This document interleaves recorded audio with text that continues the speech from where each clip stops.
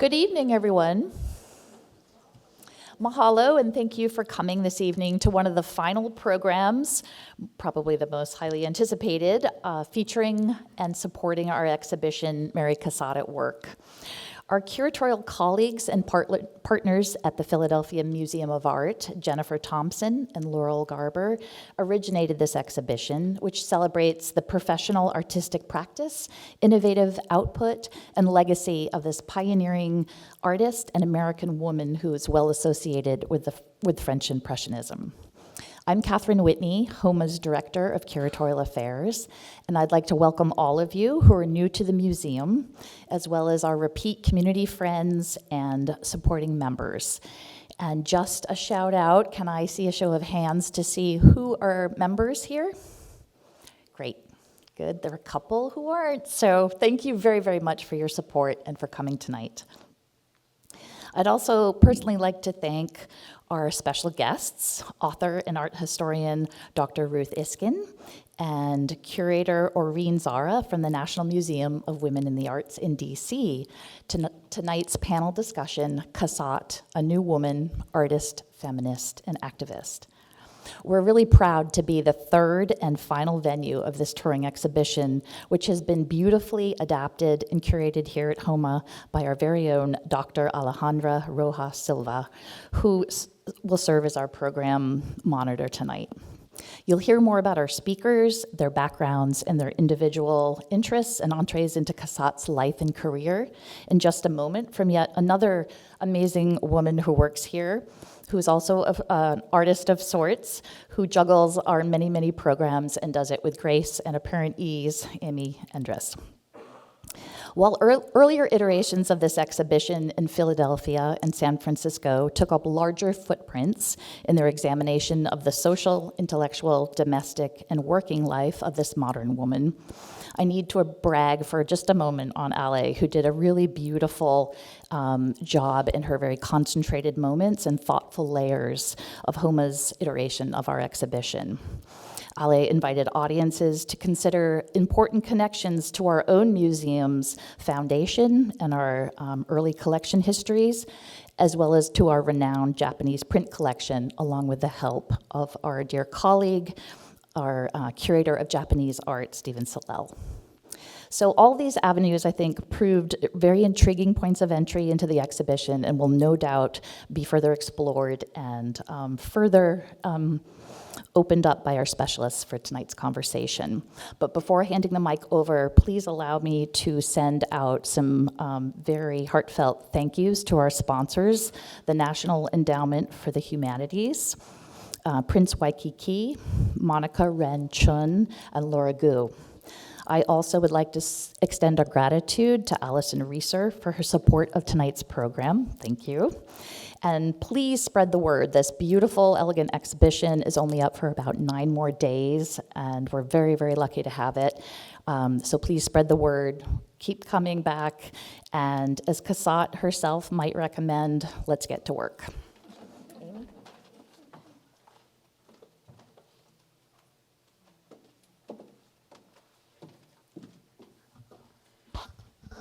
Okay, thank you, Catherine. Aloha, everyone, and thank you again for being here and for your incredibly enthusiastic response to the exhibition and its aligned programming across the time that we've had it here. And on behalf of all of the organizations that presented the show, as well as our distinguished curators and scholars who have joined us for the programming, we'd like to extend our sincerest gratitude to you for being such an important part of our rich and vibrant arts community here in Hawaii and beyond. So you all know me quite well by now. I'm Amy Endres, Public Programs Manager here at HOMA, but I just wanted to take a moment to express how special it has been to present such a robust series of programs throughout the exhibition that have allowed us to delve into the many facets of Mary Cassatt's work and legacy. We've created opportunities to consider her artistic practice and her various identities in the context of charged intersections of gender, class, and politics, and the evolution of women's art practice as social justice. And tonight's talk, the final panel discussion of the series, will allow us to consider Cassatt in her full complexity and agency as an artist, a self-proclaimed feminist, in her support of women's suffrage, and influence shaping private and museum collections in America. And so crucially, the legacy she leaves behind for female artists today.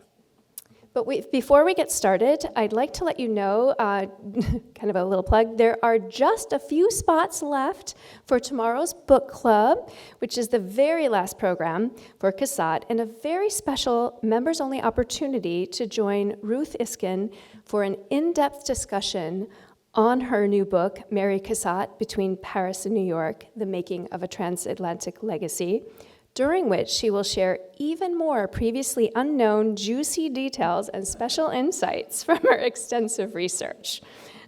The book club starts at 11 a.m. in the Robert Allerton Art Library here in the museum. The tickets are $35 and include a signed copy of the book. You can present your program ticket at the museum shop to pick up your book. So now for tonight's talk. We are honored to have with us two guest speakers whose work considers Mary Cassatt's legacy in fresh new ways, in addition to HOMA's own curator, Alejandra Rojas Silva. These women are three extremely accomplished scholar, author, curators. So for brevity, I'll highlight just some of their credentials, but their full biographies are on our website. So first, allow me to introduce Dr. Ruth Iskin, an art historian specializing in the art and visual culture of the 19th and early 20th centuries. She holds a PhD from UCLA and an MA from Johns Hopkins University and is a professor emerita at Ben Gurion University of the Negev, Israel. Iskin's hot-off-the-press book, Mary Cassatt, Between Paris and New York, The Making of a Transatlantic Legacy, is the first comprehensive study to examine Cassatt's life, work, and legacy through the prism of a transatlantic framework and is a culmination of Iskin's lifelong interest in Cassatt. She was the editor for Re-envisioning the Contemporary Art Canon, Perspectives in a Global World, and served as the consultant for the Museum of Modern Art in New York's gallery reinstallation in preparation for its reopening in 2019. A faculty member of the Department of Arts at Ben Gurion University of the Negev from 2002 to 13, Iskin continues to advise doctoral students and to research, publish, and lecture around the world. Next, we recognize Dr. Orin Zahra, the Associate Curator at the National Museum of Women in the Arts in Washington, D.C., with a doctoral degree in 19th century French art history from Washington University in St. Louis. Zahra has contributed essays to major art books including Great Women Painters, Latin American Artists from 1785 to Now, Great Women Sculptors, and Vitamin V, Video and the Moving Image in Contemporary Art. She is co-author for the forthcoming Gwen Johnson's Strange Beauties, published by Yale University Press. Zahra's curatorial projects include global artists like Hung Lu, Rania Matar, Ambreen Butt, Ursula van Rijdingsvaart, Graciela Iturbide, and Samantha Box. She is currently working on a focus exhibition on pioneering contemporaries, Mary Cassatt and Gertrude Casebier. Before NMWA, Zahra also held positions at the National Gallery of Canada and the Phillips Collection. Her work is marked by a deep commitment to diversifying and enriching the narratives presented within the art world, with a particular focus empowering women and BIPOC artists and fostering cross-cultural understanding. And finally, we know her well and love her well, Dr. Alejandra Rojas Silva, our curator of European and American art here at the Honolulu Museum of Art, who holds an MST in art history from the University of Oxford and an MA and PhD from Harvard University in Latin American art. Prior to joining HOMA, she was an assistant professor in art history at Ohio Wesleyan University and a lecturer at Ohio State University. She has curated exhibitions in Aotearoa, New Zealand, Colombia, and the United States, ranging from pre-Columbian to contemporary art.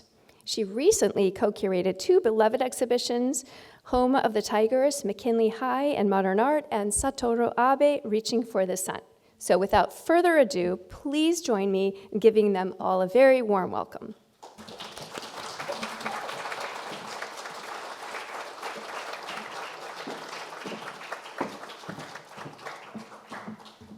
Aloha. Thank you for joining us again. We are in for a real treat with our guests today, so I am not going to take too much of your time. But before I hand things over to them, I'd like to speak for the last time, and just briefly, about HOMA's presentation of Mary Cassatt at work.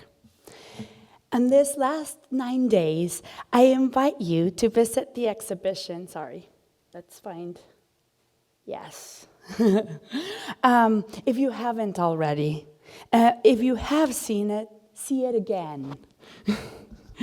Delight in her brushstroke. Admire the labor she put into her etchings.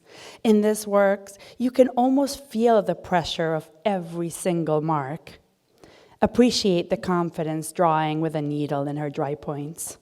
Throughout, think about how she repositioned herself as an artist, and also the women she depicted. Mary Cassatt at Work explores a remarkable 6-decade career.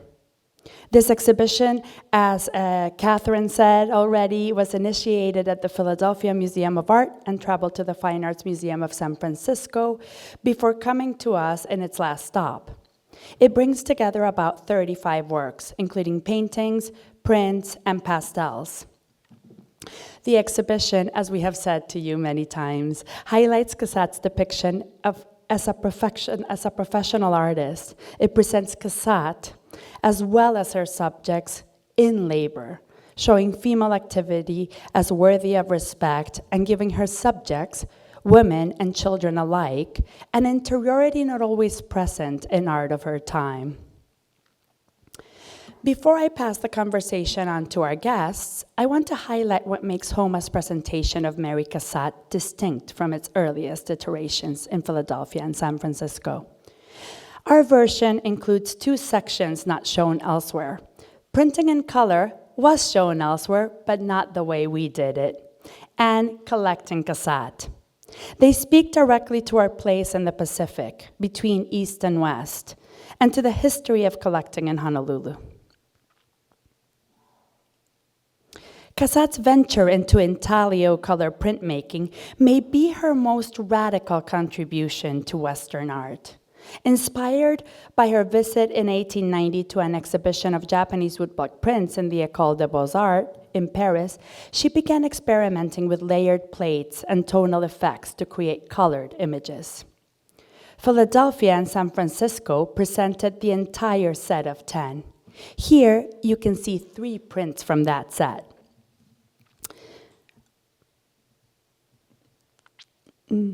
So she produced this set after being so inspired, and just within 1 single year, from 1890 to 1891, she developed a way to print in color. The series, as you can see here, depicted women engaged in intimate daily activities, dressing, caring for children, having tea. It is characterized by flattened spaces, bold outlines, and unusual perspectives, typical of Japanese ukiyo-e prints. For our iteration, we had, let's call it, the bookends of this process. The second state of the bath, the first print in the series, and the final state of the letter, the last print in the series. To communicate Cassatt's innovation without the full set of 10, we turn to technology. In the gallery, an iPad shows 13 different states of the bath, and we use a video from PMA conservator Christina Taylor to demonstrate how Cassatt may have worked to produce the letter, which she achieved in only 3 states. Impressive. These resources make her process visible, showing how she effectively reverse engineered the qualities she admired in Japanese print. Not having the whole set to display, we needed to rethink how to show this important moment in Cassatt's career. While we did not have all the colored prints Cassatt made, we had and have a vast resource in our Japanese print collection. We had many editions of the ukiyo-e prints Cassatt saw in 1890. This raised an important curatorial question.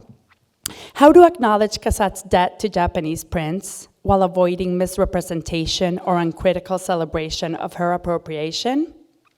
Our audience in Honolulu is already familiar with Japanese art, so we thought to highlight the dialogue between two very different processes, woodblock and intaglio.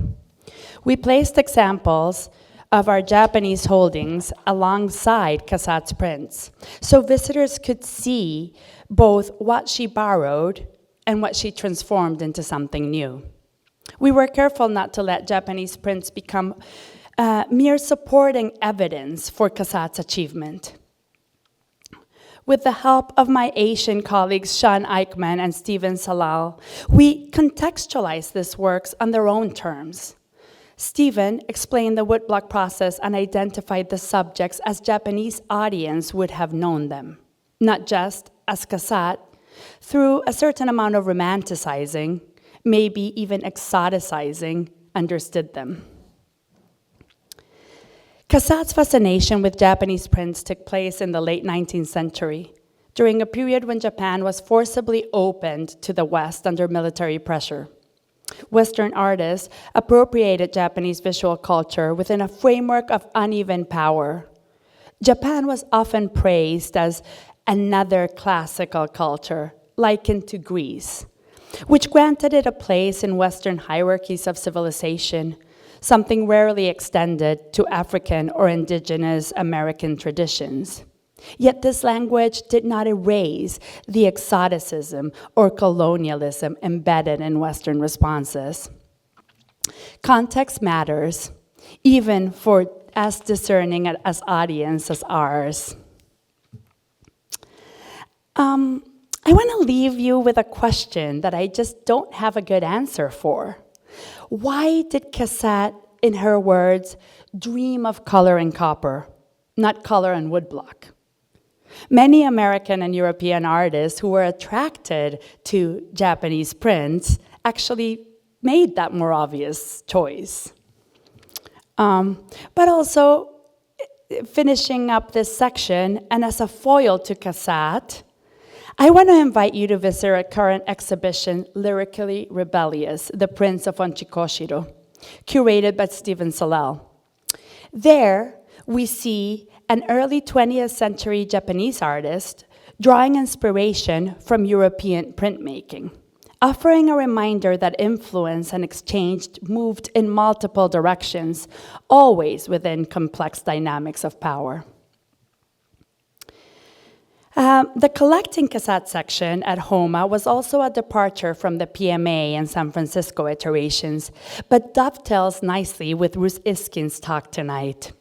I will be very short, just one more paragraph. The Honolulu Museum of Art has been collecting Cassatt ever since its inception. Our founder, Anna Rice Cook, included this Cassatt print as part of her founding gift in 1927. As Cassatt, she was also interested in Japanese prints, collected them, and donated them to the museum, like in this example, or even this one. Ruth Iskin will speak about Cassatt's impact on the transatlantic art market and how her friendships and art advice helped forge some of the most important public art collections in the US. Our founder was also a woman who collected privately and donated much of her multicultural collection for the creation of an art museum intended as a public good to Hawaii. I would not want to leave you with the impression that Anna Rice Cook's collection was limited to avant-garde European artists and ukiyo-e prints. It also included Chinese, Japanese, European, and Hawaiian art, amongst others. Regardless, the parallels between Cook's and Cassatt's interests were enough that we wanted to highlight Honolulu's collection of Cassatt and Japanese prints as part of a trans-oceanic conversation around things that resonate with our museum here. Okay, thank you so much, mahalo, and I now want to pass this on to Ruth Iskin.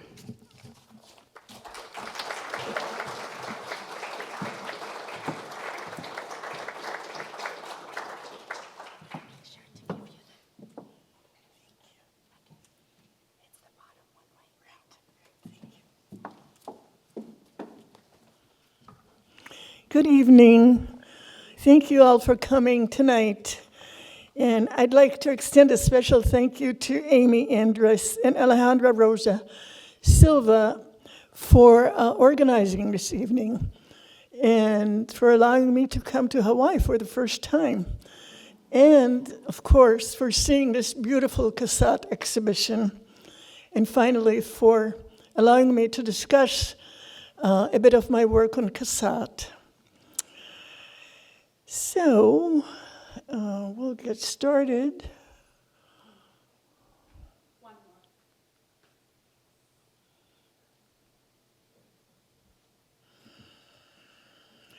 My aim in this book was to re-envision Cassatt's life, career, work, and legacy through her transatlantic network, friendships, exhibitions, and politics. The transatlantic world of Cassatt's time was defined by the movement of goods and people, artists, collectors, and dealers. It was the period of a growing transatlantic art market, with wealthy Americans traveling to Paris and to Europe annually to collect art. The 1917 Pack caricature, The Magnet, by Udo J. Kepler, depicted the massive importation of European art and artifacts to the United States, magnifying the American collector's power of wealth. And actually, this caricature is featuring Piermont Morgan. Cassatt was the foremost art advisor to American collectors of contemporary French or modern French art. Her motivation was not to create private collections. She advised only Americans, and only those Americans she believed would send the artworks across the Atlantic so that eventually they would be gifted to American museums. And we have to remember that Cassatt left the United States in the 1870s. At the time that she was in America, there were no museums yet that existed. The earliest ones, including the Metropolitan, were founded in the 1870s after she left.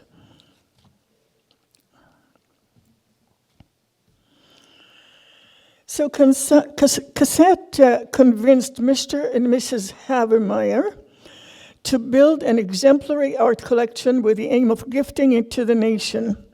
From the beginning, that was the aim. Towards the end of her life, Mrs. Havemeyer, who was Cassatt's closest friend, made a monumental bequest of the core of the collection to the Metropolitan Museum in the memory of her husband. And that bequest included around 4,000 works, only part of which are the French and European artworks. A lot of Chinese and Islamic art as well.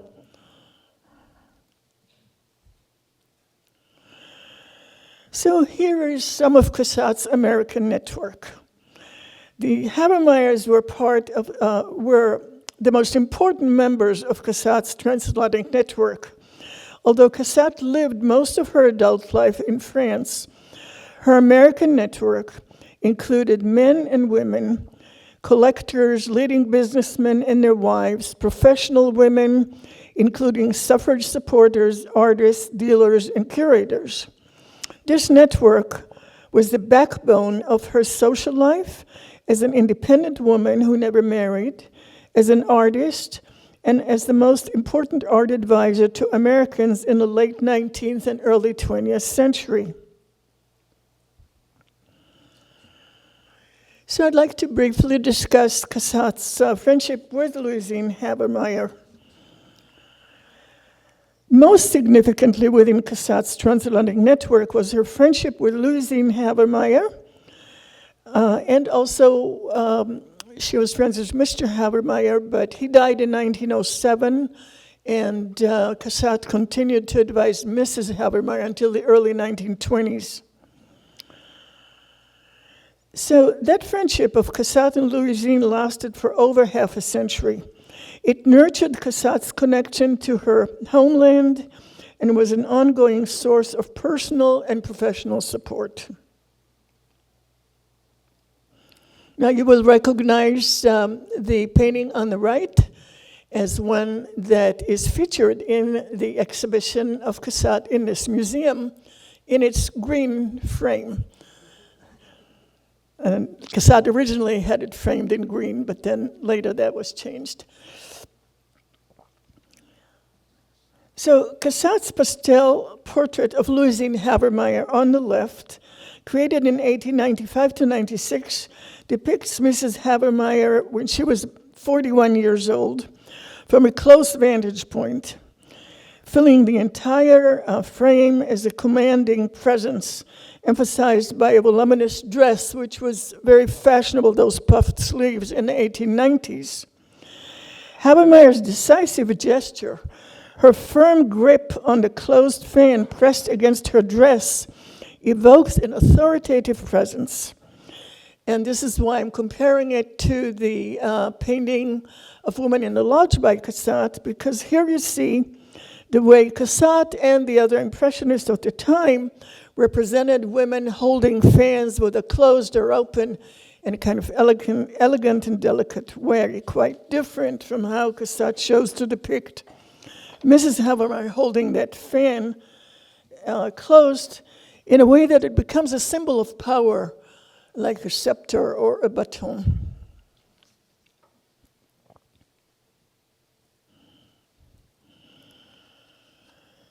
Soon after Louisine's husband died in 1907, Cassatt urged her to work for suffrage. Louisine became a leading New York suffragist during the early 20th century, a tireless activist who traveled to lecture widely.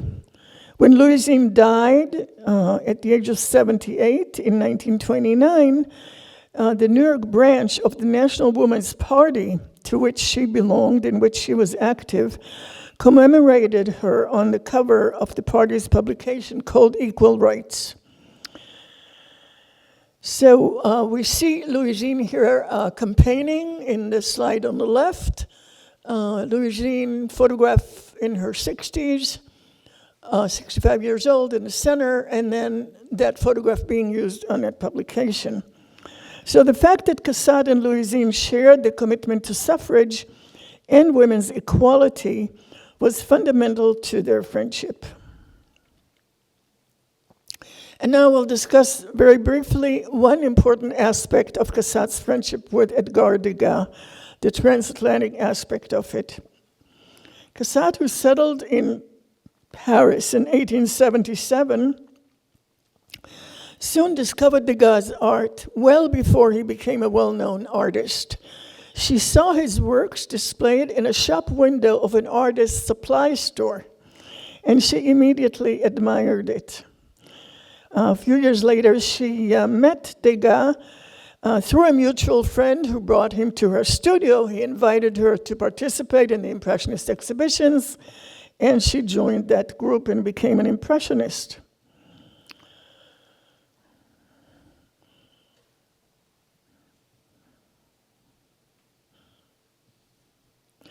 So at around the same time, she met Louisine in Paris when Louisine was about 19 years old, some years before she was married. And she kind of mentored her about art and about the city, and she made her buy this pastel, which Degas made in 1874. And Louisine writes in her memoirs, I really didn't understand what this was, but Cassatt was so firm that I should buy this pastel that I had no choice. This was an auspicious beginning for what later became the Havemeyer collection. It eventually included the largest collection of the work of Degas, about 60 works in different media, including the famous 14-year-old dancer on the left, 2 examples of a series of 70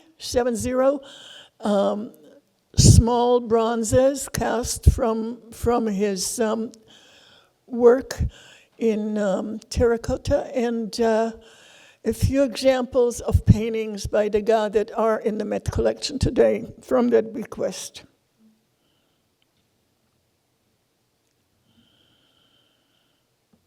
Through Cassatt's work as an art advisor to the Havemeyers and other Americans, she played a crucial role in advancing Degas' reputation in the United States. This counteracts the frequent emphasis on Degas' help to Cassatt. Sometimes she's even erroneously referred to as his pupil, which she never was. Degas was no doubt an inspiration to Cassatt, but their friendship was important to both of them, personally and professionally.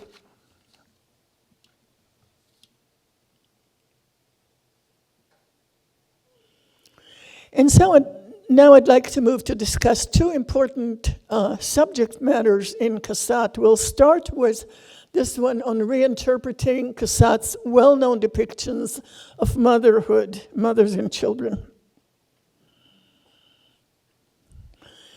And you all recognize the painting on the left, which is also currently in the Cassatt exhibition and which belongs to the collection of this museum. So Cassatt is primarily known as the painter of middle-class mothers and babies, toddlers, or young children, stressing the warm relationship between the mother and her child. This is the case even in works that depict the mother or caretaker performing mundane child care activities, such as washing, as we see on the right in the Chicago painting, combing hair, nursing, feeding, or reading to the child. Cassatt often used models who were working-class women from the village near her country residence. But as you can see in the example on the left, she dressed them with some of the kind of fashionable dresses that she had available for this purpose.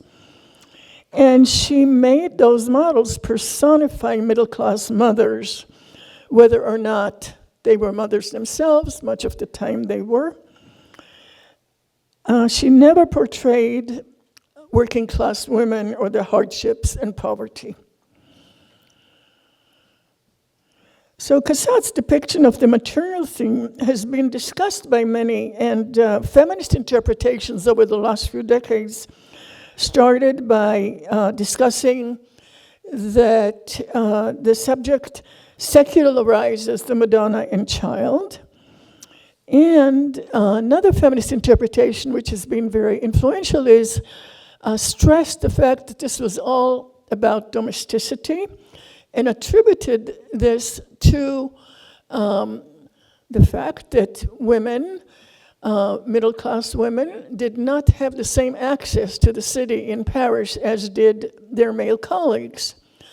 They couldn't go to cafes, let's say to the artist meetings in cafes, but they could go to salon evenings, so they had a way of meeting other artists. But certainly they did not have the same access to the city as their male colleagues. Nonetheless, I propose a different reason and motivation and meaning for Cassatt's portraying mothers and children. And I do that by having looked closely at the context in Cassatt's time of the fierce debate about motherhood between the suffragists and the anti-suffragists. So I argue that Cassatt's depiction of motherhood aligned with the suffragists, who valued their role as mothers. They embraced their role as mothers, and they argued that this role is what gave them the right to vote. On the other hand, the anti-suffragists said that suffragists could not be good mothers, and if they went out to vote, they would not have time to fulfill their duties at home and be good mothers, etc. But like suffragists, Cassatt believed that besides being mothers, women should also have the option to be active outside of the home, pursue education and careers, and work beyond the domestic duties if they so chose. This is made clear, for example, in this article that was published in 1915 in The Woman Voter. And it reads, "The home is woman's creation." I don't have it written down, so I have to look at this. "A place she cherishes, not a prison from which she wishes she would escape. Government today has become more and more the organization of, organizes more and more women's sphere. Women's sphere is and always has been the care of children, health, morals, and the place where woman works. Today, government largely controls these things. Therefore, women ask a voice in government."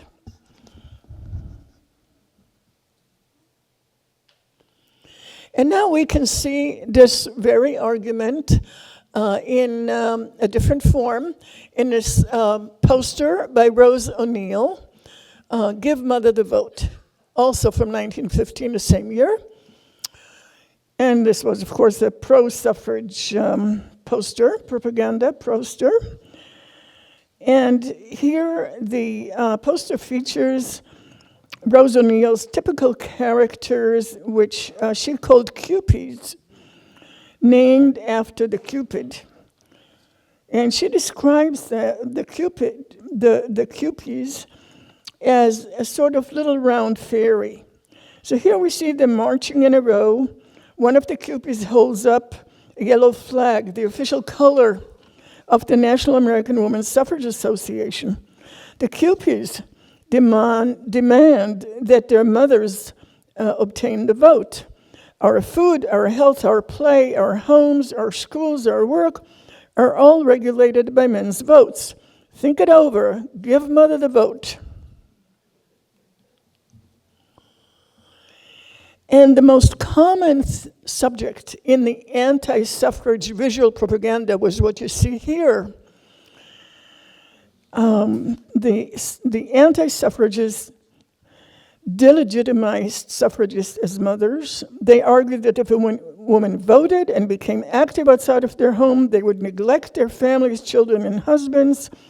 This was a common theme in anti-suffrage propaganda. For example, these two images, which stigmatized the woman who goes out to vote on the right, these are both American posters, and who made the poor husband and father left by the suffragist who goes out of the home and struggles to play the role of the father, and he is sanctified as the suffragette Madonna. And now I'd like to move to the second theme that I'll discuss briefly, this second subject, which is how Cassatt portrayed mature and older women, because I think she re-envisioned this subject. This is a selection of most of Cassatt's depictions of older women, but not all of them, and mature women, like the one that we already discussed of Louisine Havermeyer, who was 41 at the time. Cassatt made an interesting comment that made me realize that it was important to think about her portraying older women. After she made this portrait in 1895-96, she wrote to Habermas. She said, "I think I succeeded, but I wish I could have depicted your maturity, your years when you are older, when you become a splendid old woman." That was the terms that she used. But this is quite unusual because many portraits actually want to highlight the beauty and youth of the person that they portrayed. So this piqued my interest, and I realized that she had a special interest in this subject matter. So although Cassatt portrayed quite a few mature and older women in her art, the subject has been largely overlooked until recently. And this too, I realized I had to look at in the context of her time. And this was an important part of the context of her time. Cassatt, as you know, was a suffragist, and when Elizabeth Cady Stanton reached 70, she, at her birthday celebration of 70, she read an address to her guests, and she called it "The Pleasures of Age." This was in 1885. She proclaimed that, and here I made a mistake, that 50, not 15, it's opposite here. 50, not 15, is the heyday of a woman's life. She argued that after the children were grown, women gained new freedoms to pursue intellectual interests, friendships, and enjoyment of the arts. And of course, for women like Stanton, they gained a lot more time to do their political work for suffrage. Stanton appended the prevailing paradigm of loss and decline that governed women's aging, according to which, after their childbearing years, women lost their femininity, sexual appeal, and value to society. A sociologist, Susan Picard, refers to this as the decline ideology.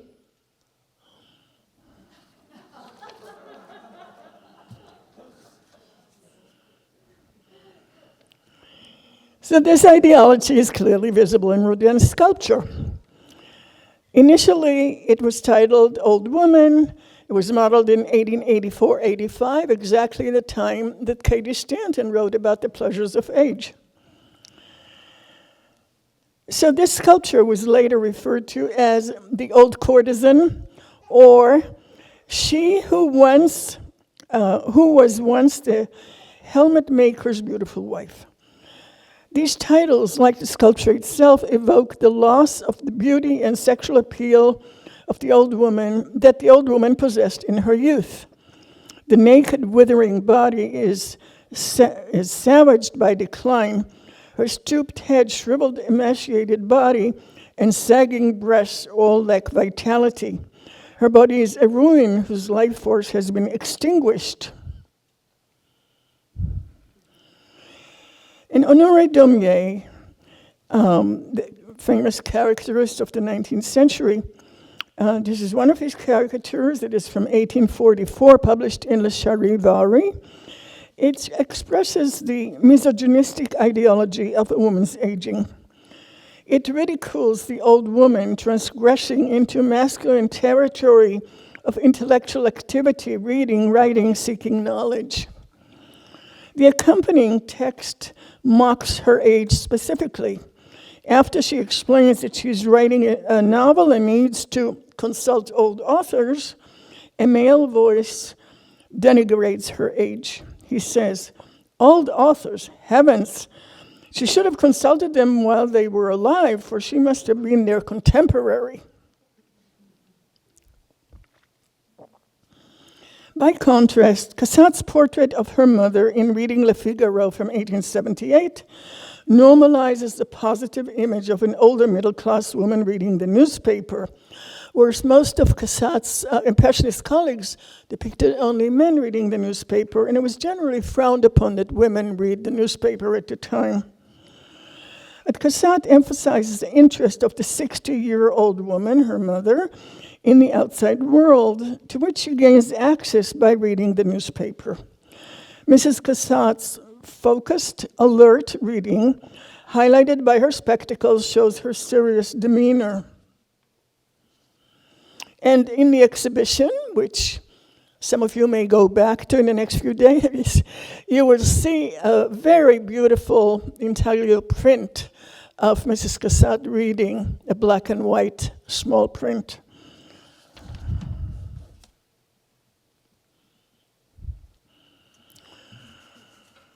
So the quintessential thinker is male, as in Rodin's sculpture of a muscular male body. The figure's hand supporting his chin turns him into a pensive figure. So it is quite rare to see a depiction of a woman in a thinker's pose.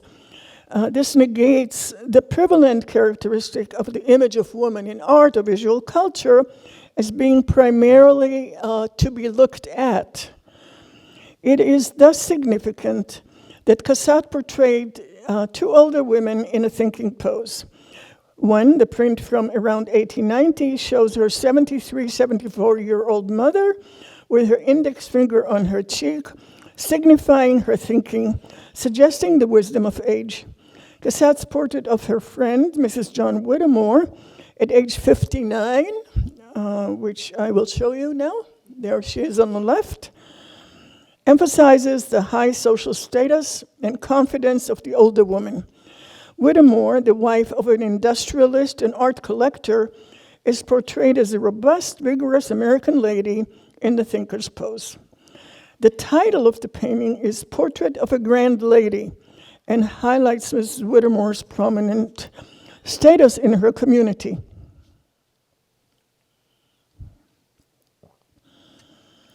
Cassatt's masterpiece, Lady at a Tea Table from 83-85 on the left, portrays Mrs. Riddle. Mary Dickinson Riddle was the first cousin of Cassatt's mother. She is shown as a dignified, upper-class American lady with subtle signs of age. This painting, unlike the other paintings I've shown of older women, this painting has been featured and discussed a lot by many art historians, and actually no one raised the particular issue of how it relates to depicting an older woman. So, Mrs. Riddle, who, as Linda Knocklin stated, has character, acquired that character through her age, experience, and class. She sits upright, holding her body erect. The gilded blue and white Chinese porcelain service featured in detail was a gift from Mrs. Riddle's daughter to the Cassatt family, and Cassatt painted the portrait in appreciation of it. Although social gatherings around tea was an upper-class social ritual, there is no sense of Mrs. Riddle actually interacting with guests. She is shown as a lone sovereign governing the occasion with authority of her class and age. Compare this realistic portrait to a flattering portrait of a typical society portrait by Sargent on the right. Sargent shows the femininity, elegance, and elaborate evening attire of the gray-haired 45-year-old aristocrat whose gaze at the spectator suggests a haughty disposition. But one should also note that given the kind of discourse about older women, and 45 was already an older woman, losing their sexual appeal, Sargent actually extends her youthfulness into her more mature age. So, to conclude the discussion of how Cassatt depicted the older women, overall, her depictions countered the negative stereotypes associated with women aging and were part of a broader new feminist discourse. They reflected experiences of professional women like Cassatt, who found that getting older was not necessarily a period of decline, but one of increased knowledge, confidence, and recognition. And Cassatt herself made the comment in one of her letters to Louisine that, and this was on her 70th birthday, that old age is the best part of life as long as one has all one's faculties. So thank you very much.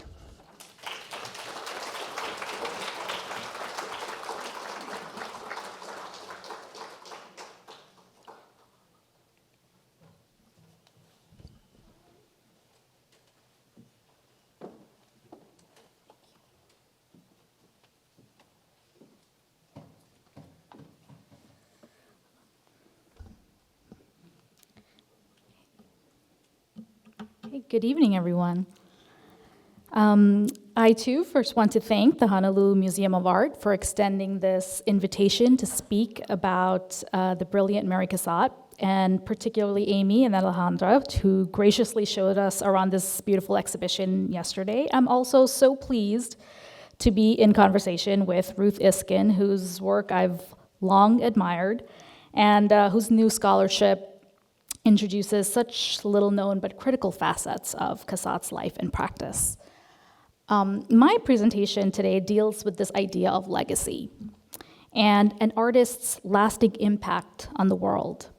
So I'm actually not going to be talking as much about Cassatt as I will about artists of future generations who are looking back at the significant contributions made by Cassatt. What meaning does she hold for artists of today?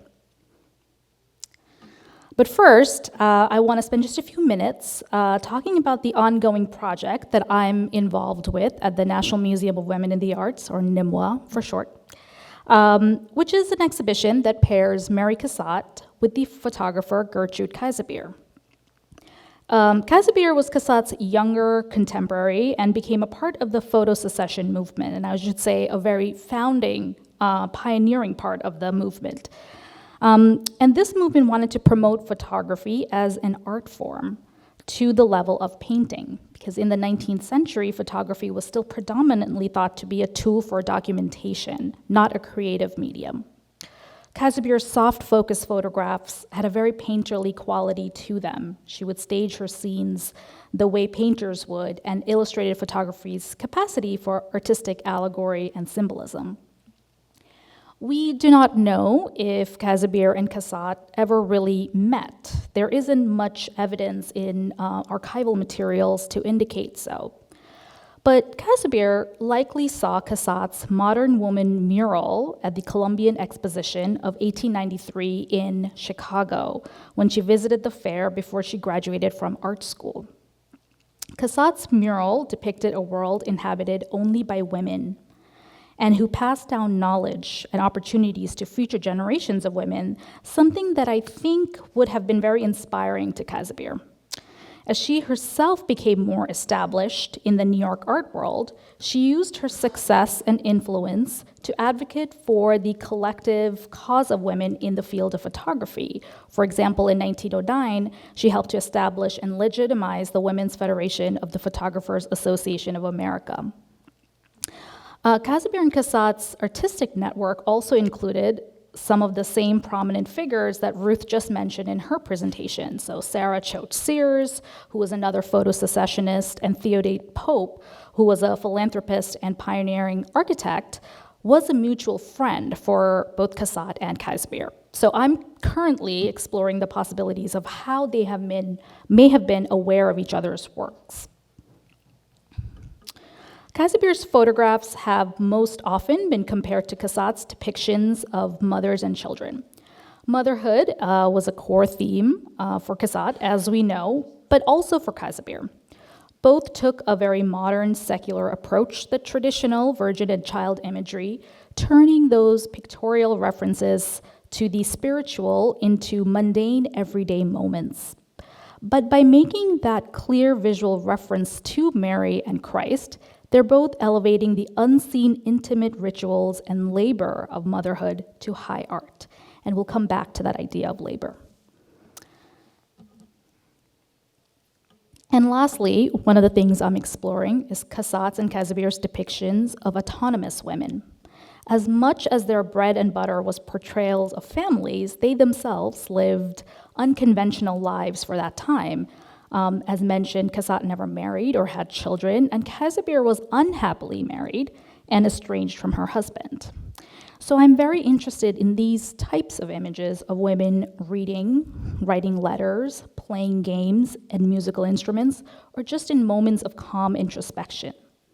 I'm also curious about the ways in which these artists may have expressed interest in people or cultures that were different from them, looking outside of themselves, so to speak. So Cassatt's preoccupation with Japanism is well recorded.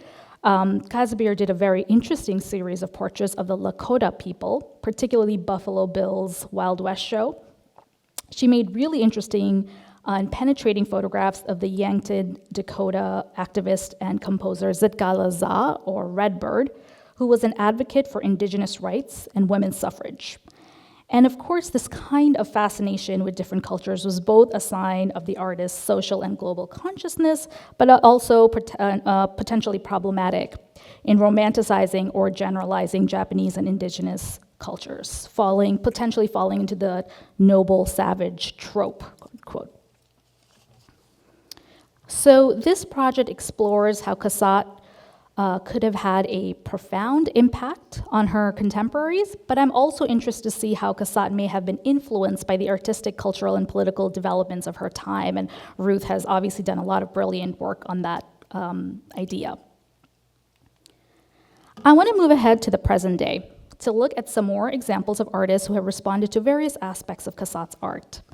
So, for example, Carolyn Walker is a contemporary painter from Scotland who is known for her depictions of women, specifically women at work, highlighting overlooked jobs and the emotionally charged spaces that these women inhabit. Walker's portraits explore the shift between paid and unpaid labor in childcare and welfare. On the left is a self-portrait of the artist holding her newborn at the time. She was about to place her infant in his crib when she paused in front of the mirror and asked her husband to take a photo, which eventually became the source material for this painting. We are met with her exhausted gaze, a feeling of fatigue that she described as interminable. And she is confronting us with the sheer labor of motherhood. On the right is a recent acquisition to our collection at the National Museum of Women in the Arts. It depicts a visiting public health aide who is weighing the artist's baby at 4 weeks old. These aides, who are common in the United Kingdom, support families of young children from pregnancy through age 5. So Walker is very interested in this exchange of work. While she or the state is paying another woman to assist with nurturing or child rearing her son, the artist is working and making that exchange the subject of the work itself. So in this image, you see both the aide at work and also the artist at work. She is seen in the reflection photographing this scene, so she can later compose her painting. Cassatt's work also illustrated the care economy of her time. She frequently used nursemaids as models for her maternal scenes, as Ruth mentioned. And while she didn't palpably draw attention to the fact that they were working class women, which is a very important element, of course, I would argue that her work highlighted the intensity of care labor, which had long been trivialized and made invisible. Walker had said that she was specifically thinking about a Cassatt painting when she was painting her own mother drying her daughter's hair. And I don't know exactly which Cassatt painting she was referencing, but could easily be a painting like Mother About to Wash Her Sleepy Child. And you could see the similarities both in subject matter and composition here, from the positioning of the bodies and furniture, the child's expressive face in both works, even the vertical patterning of Cassatt's wallpaper with the bedspread in Walker's painting. So she seems to be drawing directly from Cassatt's pictorial repertoire. I want to contrast this to an artist who specifically wanted to move away from Cassatt's handling of this subject matter. Alice Neel is not necessarily a contemporary artist, but certainly of a later generation than Cassatt. She was born in the suburbs of Philadelphia in 1900. As she was coming of age as an artist, she was very much aware of Cassatt's shadow in the art world. She deliberately attended the Philadelphia School of Design for Women, now the Moore College of Art and Design, instead of Cassatt's alma mater, the Pennsylvania Academy of Fine Arts, to avoid the school's focus on Impressionism. She wanted to go beyond Cassatt at representing the inner lives of her sitters through intimate compositions. She wanted to reflect on the human condition with an unflinching honesty and preferred to paint people from all walks of life, not just people from the same racial and class-based background as her. This comes across very clearly in this painting titled Carmen and Judy. Carmen was a domestic worker at Neil's home, and here she is struggling to nurse her child who was mentally disabled and who tragically passed away shortly after the painting was made. Judy's vulnerability is shown to us through her frail, exposed body, and Carmen's own psychological state is hinted through this wry smile that has an underlying poignant sadness. The differences between the two paintings are visually obvious. Stylistically, Neil's colors are bold and her lines are distorted and disproportionate as a way to bring out both the subject's and the viewer's emotional states. This is also about the mother's labor that Cassatt addresses, but in this case, it grapples with the lived experience of so many women dealing with maternal grief and loss.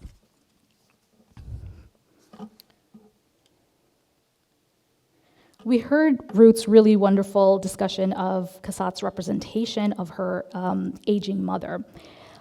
Even though Neil has tried to reject the Impressionist modus operandi, I would argue that she has actually achieved a very similar effect to Cassatt, even through her unique style of painting, and that is to show old age with dignity and sensitivity. This is painted during Neil's mother's final months of her life, and even though there are clear physical signs of aging, you can see the veins in her hands and so on, there is a kind of intelligence, clarity, and sentiment present in her eyes. She is observing her daughter, observing her in probably the last visual recording of her life. Neil's biographer, Phoebe Hoban, and I spotted this book in the bookshop, described Neil as the anti-Cassatt, largely because of how Neil herself avoided Impressionism throughout her career. But I don't agree that Neil was doing something so opposite to what Cassatt had done. Cassatt was a critical antecedent for Neil, providing for her, as for many other artists, a visual lexicon for depicting maternal bonds and portrayals of domestic life. Her work was a springboard, a facilitator for subsequent artists to take the subject matter in their own individual direction. I consider Neil not as an anti-Cassatt, but as part of Cassatt's artistic lineage, continuing that legacy and going further than her predecessor in exploring women's spaces and experiences. Likewise, Jenna Gribbin, who's a Brooklyn-based painter, too has cited Cassatt as a source of inspiration for her work. Gribbin spent her childhood poring over art history books with Cassatt's images and really studying the brushwork. And you can see Gribbin's broad paint strokes as an homage to the Impressionists. She actually states her quickly painted backgrounds owe directly to Cassatt's techniques. She would have surely seen this very famous work by Cassatt of the little girl in the blue armchair, which is at the National Gallery in Washington, D.C. This painting has been talked about at length in terms of the girl's rebellious nature. I'm talking about Cassatt's painting. The little girl, she is not sitting in the chair as in a proper way per the rules of decorum at the time. There is a sense of ennui.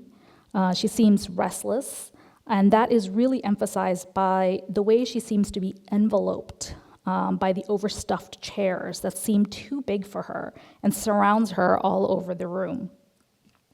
Gribbin's works explore intimate scenes in private spaces as well, and challenges traditional views of domestic scenes through the female gaze and a queer lens.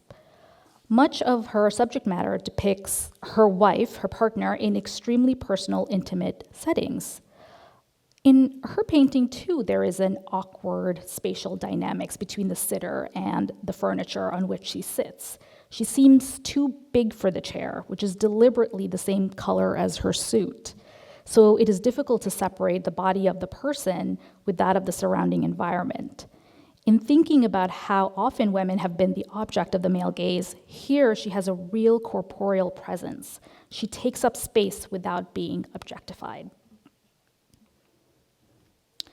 I want to conclude with this comparison because it crucially points to how often women continue to operate representationally as subjects to be looked at, while also reclaiming agency and doing the active looking. So this is something that Cassatt explored in her day with a painting like In the Loge. You have a man in the distance with a pair of binoculars looking directly at the woman in the foreground. She is unaware of him, or perhaps just ignoring him, and is leaning forward and intently performing her own act of looking. And in this game of glances, Cassatt highlights a female autonomy. Gribben has said that she's interested in what it means to see and be seen in this time of social media and technology when we are saturated with images of women. Her work straddle between being alluring and off-putting in its voyeurism. We're both drawn in and uncomfortable that we might be walking in on intimate moments. Ultimately, what we have are two artists who explore layers of gazes and portray women as active observers and participants rather than existing solely as passive objects of a male gaze. So these are just a few perspectives and the profound impact of Cassatt on her contemporaries and successors. And I think the fact that museums, art historians and scholars and artists continue to reflect on and respond to the complexities of her body of work to this day speaks to Cassatt's enduring legacy. Thank you.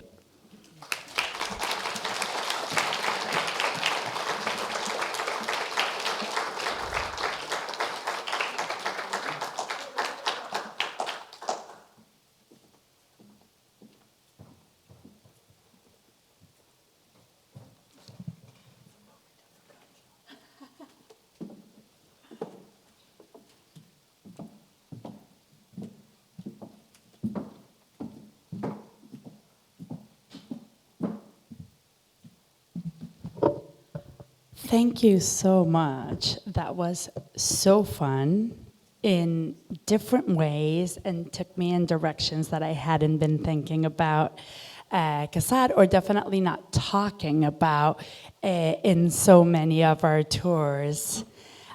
We don't have very much time, so I think I'm just going to ask one question and then just let the audience do their thing. And I feel like of all the questions we've discussed, one that keeps on coming back to me, and maybe could apply to both of you, has to do with class. In terms of, we kind of highlighted in our exhibition how Cassatt portrays many women at work, including women who are actually working because they are not necessarily the mothers of children they're caring for. But you pointed out very intelligently, well, she's dressing them up as middle-class women because her interest isn't actually to be portraying necessarily domestic workers. She sometimes does, but not in some of the most kind of famous images. And I was kind of curious about how you place her kind of conception of class within her oeuvre, and maybe how it works in terms of the suffrage movement too, and with you also how that has been taken to a different place, how like maybe artists have been so much more explicit to show that which maybe Cassatt was either not interested in or just not portraying outwardly. Well, thank you for that question. And I think that really intriguing comparison that Orin made between Cassatt's mother and child, clearly an upper-class American woman, dressed very leisurely, sitting very leisurely and comfortably in her life, and the Alice Neal painting of the woman who is trying to nurse her baby answers that question in the best way. It really highlights how Cassatt was depicting women of her own class and race in her work. And I think it's very important to realize that even when she hired village women to come and model for her, and those were her models, the women who lived in a village near her country residence, she would hire them as models. I think she poses them and dresses them like middle-class women. She portrays in most of her work women of her own circle of upper middle class or the middle class, and she does not usually venture into depicting women of the working class, except when it's very clear, like there is a painting of a hired nurse sitting in a garden, and they were wearing, kind of the babysitters of the time, they were wearing a special costume, a white cap and so forth. So there's one of those paintings, she's sitting in the garden and it's clear that she's not the mother. And then there's another wonderful print of an upper middle class woman sitting in a bus, and next to her is the nurse, the hired person who travels with her, and it's her who is holding the child. And there we can see that she is the hired person, and we see the very clear differences of class between her and the upper class woman sitting next to her. Yeah, that's one of my favorite prints by Cassatt, the omnibus print that Ale showed. I think Cassatt was obviously progressive in many ways and of her time in many ways. And, if we're thinking about this idea of feminism has become more intersectional, as we know. And so artists, contemporary artists, and even, artists like Neil were looking at gender, but also race, also socioeconomic backgrounds, and incorporating that into the conversations. Cassatt was, again, of her time in that she stayed within the world that she was comfortable in. And somebody like Neil, she said for her, people came first, and she herself lived I think that's one of the things, is that these artists that I showed, they're also painting and depicting people from lived experiences as well. Neil had a very difficult life. She had experienced poverty. She was married a number of times. She lost a number of children. She had a mental breakdown. So all of those kind of vulnerabilities was then put into her artwork. And it's not to say that Cassatt didn't face hardships, but she did come from a very privileged background. She had a lot of comforts in life, and I think that also shows in her work. And if we're talking about intersectionality, I would also say that the way she looks at Japan is also through a very kind of similar lens. So when she's very often looking at sex workers, she then copies those patterns and the geometry that she's interested in and transports it to her kind of safe upper class existence. So that's really interesting. Okay, I want to open it up so that other people can speak. Yes. Wait, you'll say, and then I'm going to repeat it so that ask your questions. I will repeat them and then we'll answer.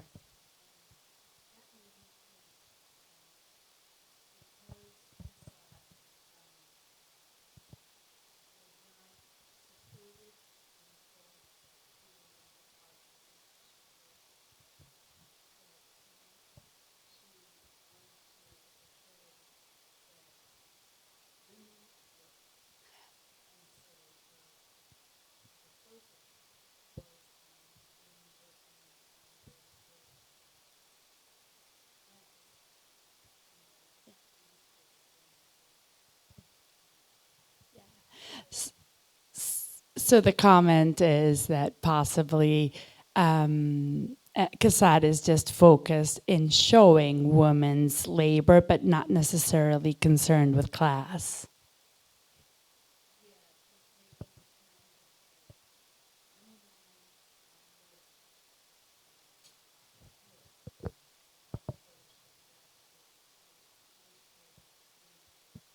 Yeah.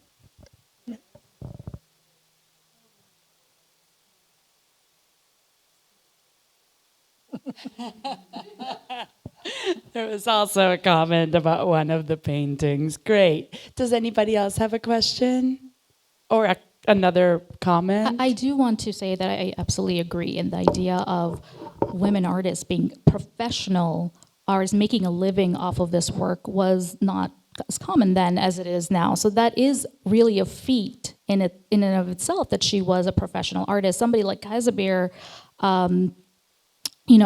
she was associated with Alfred Stieglitz, for example, right, as part of the American secessionist movement. And they had a rift specifically because she wanted to make money from her photography. And he thought that that was too commercialized. But that's not the reality of the world. We all have to earn a living. And so being a professional artist, whether a painter or a photographer, was really a triumph for women in those days.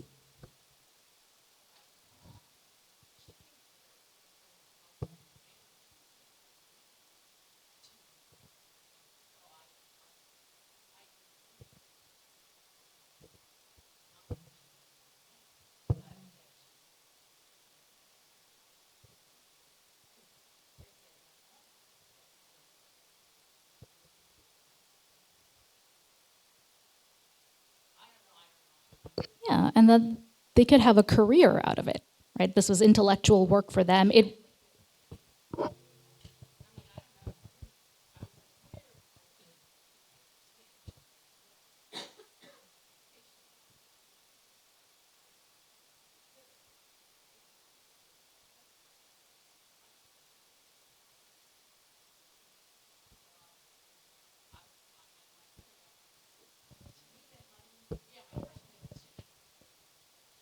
So the question is, did she need the money? Cassatt, Or was she, because she comes from a well-to-do family, and so did she really need the money, or was this a choice? And I would add to that, was there something commercially more viable about her showing middle-class women in this positions that she was showing them, or was that not really a consideration? it's an interesting question. I just want to say I really agree with your comment that work was so important to Cassatt. She worked very hard. She talks about her schedule, her rigorous schedule, getting up early in the morning. She even worked on Christmas Day sometimes, and she complained that her model didn't arrive. So she was a very hard-working woman, although you might not think of that just looking at her paintings of very luxurious middle-class women. And then, remind me, what was the other question? What? Did she need the money? She definitely needed the money, and it was very important to her to make money from her art and to support herself. And she is so mad, she writes to Louisine Havermeyer, all these people think that she, is so wealthy because of her brother's money. And she really complains about that bitterly. She makes one interesting comment. She says, the advice I gave Alexander, her brother, on buying the paintings she actually bought for him of Impressionists when they were still early in their careers, and she could buy those paintings for very little money. A few decades later, they became so much more expensive. And she says, he's never made, such a good deal as in those paintings because of me, because of Cassatt. But she does see the issue of women making money and her making money as very important, and she needed to. She didn't just live on her family's money. Actually, her father was not that wealthy. It was her brother who made a career in the railroad who became very, very wealthy. but he did not necessarily support her. He may have left her a small part of his of inheritance, but not much more than that.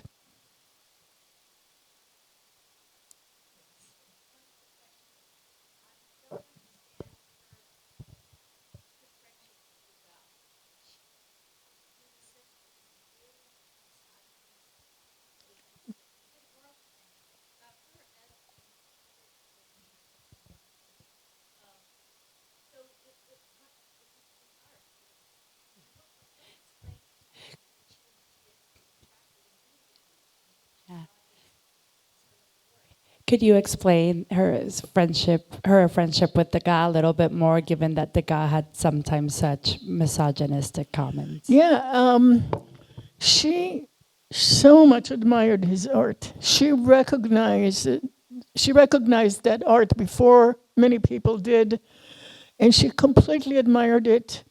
And she was thrilled when he came to her studio and invited her to become a member of the Impressionist group, and it really changed her life. She says, it changed my life, and she's just thrilled about it. She, of course, complains to Haber Myers sometimes about Degas, how difficult he is. He was difficult in many ways, but he was also complex, because even though he really had a hard time with the fact that a woman like Cassatt could draw so well and paint so well, and he says that to her, he did admire her for her art, and he admired other women for their art, like Suzanne Valadon, who started out as a model for Impressionist painters, including Degas, and he bought some of her drawings, and he wanted her to come visit him and show him her new drawings. And he really appreciated her work. So he was somewhat complex. They had a collaborative relationship. There was an exhibition at the National Gallery in DC called Degas Cassatt that showed the years of collaboration. So the admiration wasn't just from, Cassatt admiring Degas. Degas also really admired Cassatt, and they collaborated over the years on and experimented together. So it was years-long kind of creative friendship. Yes, that's a very important point, because so much of the literature, even today, sometimes still refers to him as her teacher, her master, her mentor.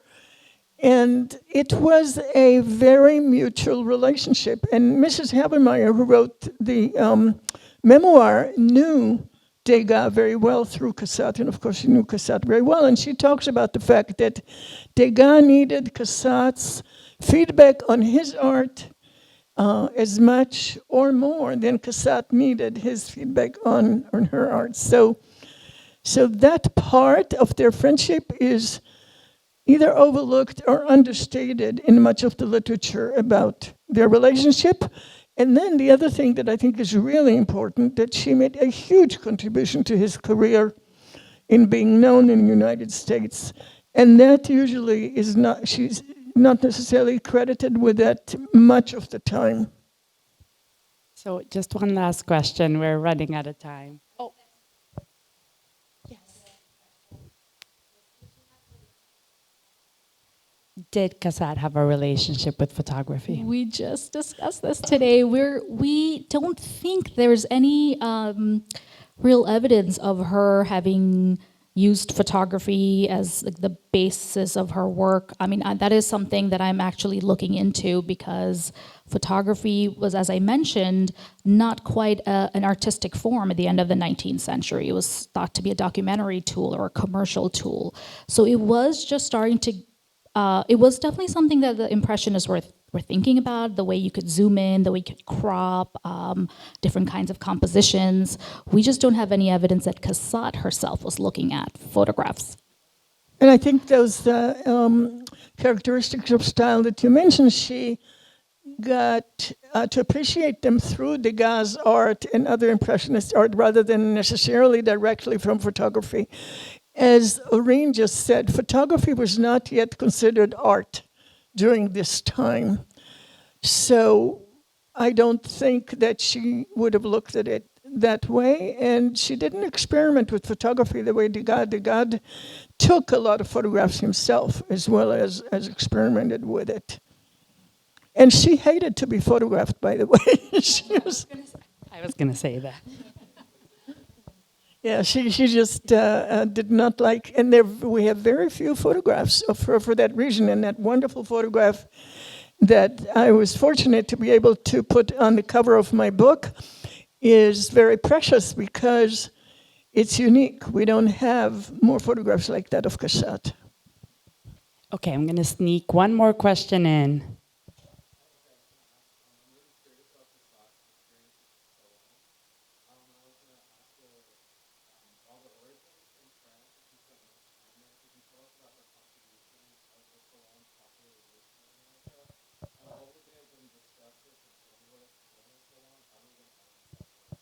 Okay, salon's popularization. So Cassatt, what is Cassatt's contribution to the salon's popularization in America?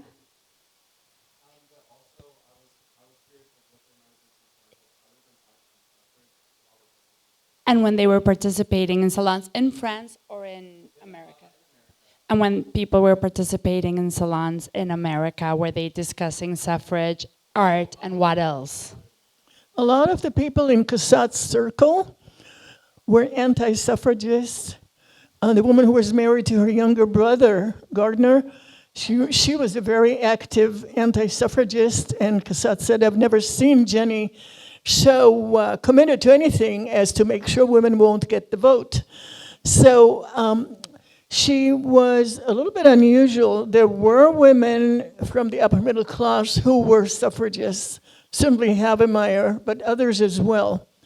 But most people in those elite circles in America were anti-suffrage.